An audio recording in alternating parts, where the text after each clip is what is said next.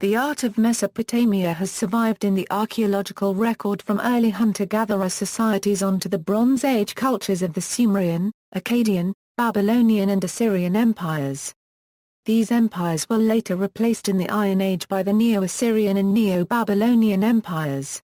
Widely considered to be the cradle of civilization, Mesopotamia brought significant cultural developments, including the oldest examples of writing.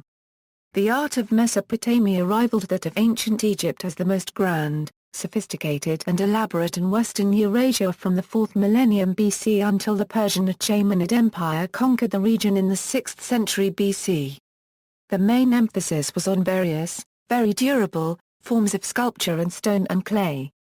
Little painting has survived, but what suggests that, with some exceptions, painting was mainly used for geometrical and plant-based decorative schemes, though most sculptures were also painted. Cylinder seals have survived in large numbers, many including complex and detailed scenes despite their small size. Mesopotamian art survives in a number of forms: cylinder seals, relatively small figures in the round, and reliefs of various sizes, including cheap plaques of molded pottery for the home, some religious and some apparently not. Favorite subjects include deities, alone or with worshippers, and animals in several types of scenes, repeated in rows, single, fighting each other or a human, confronted animals by themselves or flanking a human or god in the Master of Animals motif, or a tree of life. Stone stelae, votive offerings, or ones probably commemorating victories and showing feasts, are also found from temples, which unlike more official ones lack inscriptions that would explain them. The fragmentary stele of the vultures is an early example of the inscribed type, and the Assyrian black obelisk of Shalmaneser III a large and well-preserved late one. Uruk period. The Proto-Literate or Uruk period, named after the city of Uruk in southern Mesopotamia, existed from the Proto-Historic Chalcolithic to early Bronze Age period, following the Ubaid period and succeeded by the Dynastic period generally dated to 3100 to Euro 2900 BC. It saw the emergence of urban life in Mesopotamia, and the beginnings of Sumerian civilization, and also the first great creative age of Mesopotamian art.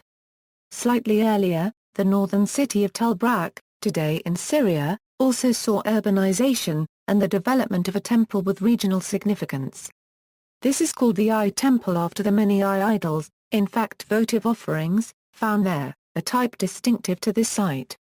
The stone Tel Brak head, 7 inches high, shows a simplified face. Similar heads are in gypsum.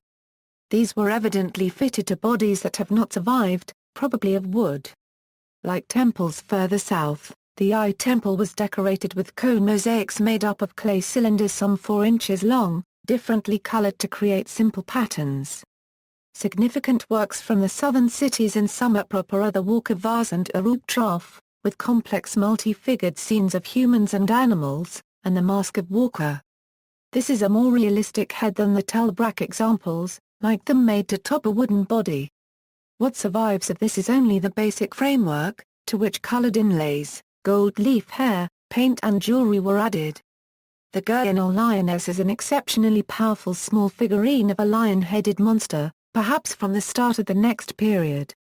There are a number of stone or alabaster vessels carved in deep relief, and stone friezes of animals, both designed for temples, where the vessels held offerings. Cylinder seals are already complex and very finely executed and, as later, seem to have been an influence on larger works. Animals shown are often representations of the gods, another continuing feature of Mesopotamian art. The end of the period, despite being a time of considerable economic expansion, saw a decline in the quality of art, perhaps as demand outstripped the supply of artists. Early Dynastic Period. The early Dynastic Period is generally dated to 2900 to Euro 2350 BC.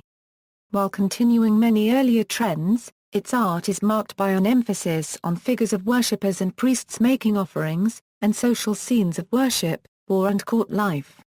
Copper becomes a significant medium for sculpture, probably despite most works having later been recycled for their metal. Few if any copper sculptures are as large as the Tel Ubaid lintel, which is 2.59 meters wide and 1.07 meters high. Many masterpieces have also been found at the Royal Cemetery at Ur, including the two figures of a ram in a thicket, the copper bull and a bull's head on one of the lyres of Ur. The so-called Standard of Ur, actually an inlaid box or set of panels of uncertain function, is finely inlaid with partly figurative designs. A group of 12 temple statues known as the Tel Asma Horde, now split up, show gods, priests and donor worshippers at different sizes, but all in the same highly simplified style. All have greatly enlarged inlaid eyes, but the tallest figure, the main cult image depicting the local god, has enormous eyes that give it a fierce power. Later in the period this geometric style was replaced by a strongly contrasting one giving a detailed rendering of the physical peculiarities of the subject.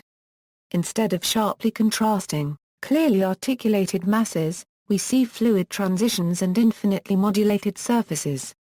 Akkadian Period.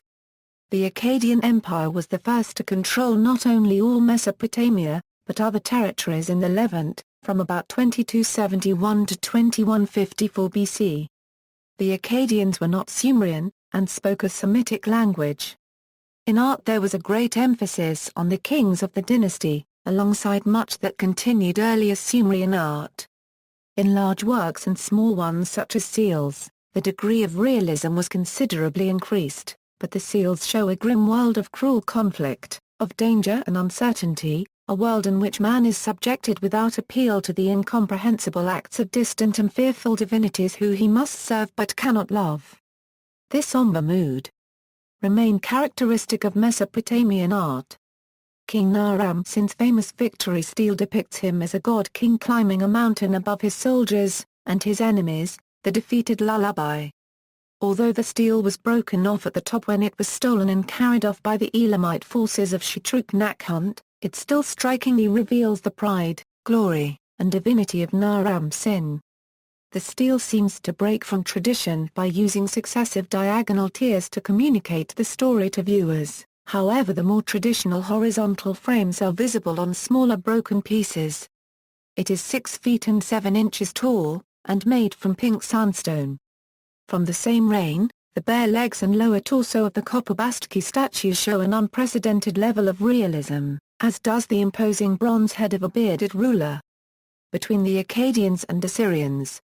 The political history of this period of nearly 1300 years is complicated, including the Third Dynasty of Ur, the Isin-Laza period and First Babylonian Dynasty or Old Babylonian Period, an interlude under the rule of the Kassites, and other periods. It ended with the decisive advent of the Neo-Assyrian Empire under Adad-Nirari II, whose reign began in 911 BC. Life was often unstable, and non-Sumerian invasions a recurring theme. During the period Babylon became a great city, which was often the seat of the dominant power. The period was not one of great artistic development, these invaders failing to bring new artistic impetus, and much religious art was rather self-consciously conservative, perhaps in a deliberate assertion of Sumerian values. The quality of execution is often lower than in preceding and later periods. Gudea, ruler of Lagash, was a great patron of new temples early in the period, and an unprecedented 26 statues of Gudea, mostly rather small, have survived from temples, beautifully executed, mostly in costly and very hard diorite stone. These exude a confident serenity. The northern royal palace of Mari produced a number of important objects from before about 1800 BC, including the statue of Idi-Ilum, and the most extensive remains of Mesopotamian palace frescoes. The Berni relief is an unusual, elaborate, and relatively large terracotta plaque of a naked winged goddess with the feet of a bird of prey, and attendant owls and lions. It comes from the 18th or 19th centuries BC, and may also be molded. Similar pieces, small statues or reliefs of deities, were made for altars in homes or small wayside shrines, and small molded terracotta ones were probably available as souvenirs from temples. This was generally not a period of the highest quality for cylinder seal images. At different times the inscription took prominence over the image, and the variety of scenes shown reduced, with the presentation scene of a king before a god, or an official before a seated king, becoming the norm at times. Especially from the Kassite period, several stone kujuru stelae survive, mostly taken up with inscriptions recording grants of land, boundary lines, and other official records, but often with figures and emblems of the gods or the king as well. A land grant by Meli-Shipak II is an example. Assyrian period, an Assyrian artistic style distinct from that of Babylonian art, which was the dominant contemporary art in Mesopotamia, began to emerge c. 1500 BC, well before their empire included Sumer, and lasted until the fall of Nineveh in 612 BC. The conquest of the whole of Mesopotamia and much surrounding territory by the Assyrians created a larger and wealthier state than the region had known before, and very grandiose art in palaces and public places, no doubt partly intended to match the splendor of the art of the neighboring Egyptian empire. The Assyrians developed a style of extremely large schemes of very finely detailed narrative low reliefs in stone or lobster, and originally painted, for palaces. The precisely delineated reliefs concern royal affairs, chiefly hunting and war-making. Predominance is given to animal forms, particularly horses and lions, which are magnificently represented in great detail. Human figures are comparatively rigid and static but are also minutely detailed, as in triumphal scenes of sieges, battles, and individual combat. Among the best-known Assyrian reliefs are the lion hunt alabaster carvings showing Asurnisirpal and Assurbanipal, both of which are in the British Museum. Reliefs were also carved into rock faces, as at Sheikh-of-di-Guggul, a style which the Persians continued. The Assyrians produced very little sculpture in the round, except for colossal guardian figures, usually lions and winged beasts with bearded human heads, often the human-headed lamassu, which are sculpted in high relief on two sides of a rectangular block, with the heads effectively in the round. These marked fortified royal gateways, an architectural form common throughout Asia Minor. Even before dominating the region they had continued the cylinder seal tradition with designs which are often exceptionally energetic and refined.